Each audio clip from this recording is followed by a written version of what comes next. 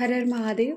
Love के लिए guidance क्या है यूनिवर्स की, आपके लव रिलेशनशिप के लिए क्या गाइडेंस है वो चेक करेंगे।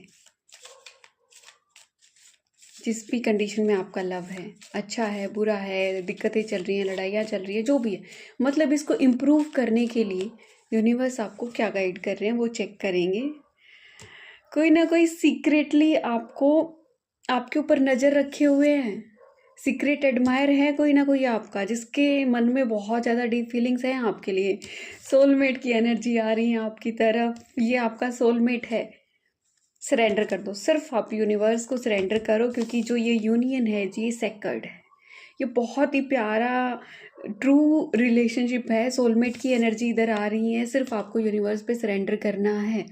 तो लव रिलेशनशिप के लिए आप सरेंडर करो, इतनी पॉजिटिव एनर्जीज को क्लेम करो, सोलमेट लिख के क्लेम करो, ठीक है। सोलमेट लिखो कमेंट के अंदर। हर हर महादेव।